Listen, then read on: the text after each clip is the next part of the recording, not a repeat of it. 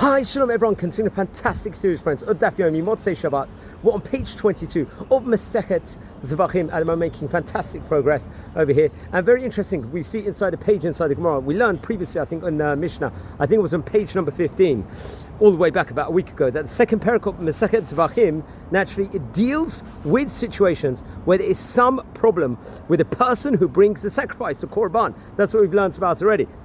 And one of the examples that appears in the Mishnah is a case of impure, tameh. That was one of them, someone who is ritually defiled. Now, I think in the Gemara on today's page, it brings the Ziknei Darom. What is that, friends? The southern elders, who limit this to cases where the ritual defilement, let's say, stems from a relatively simple tumah.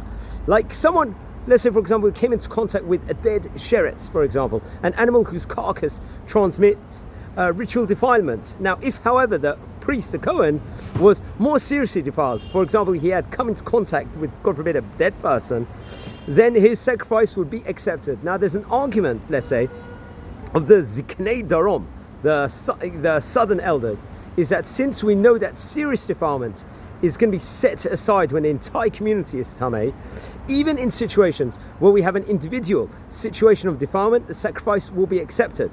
Now, we do see that the source for the, let's say, serious defilement being set aside from the entire community is tameh, is the passage in, I think, Sefer Bamidbar, I think in chapter number 9, verse number 2.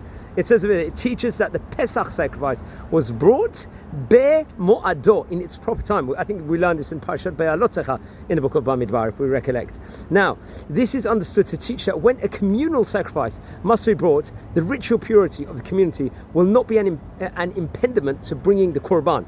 This stands in contrast to the laws of the individual who has become ritually defiled because of contact with a dead person, whose source is a continuation of Sefer Bamidbar as we progress on that chapter.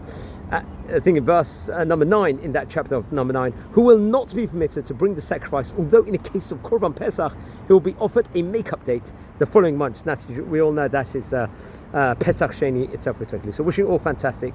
Take care and thanks for watching.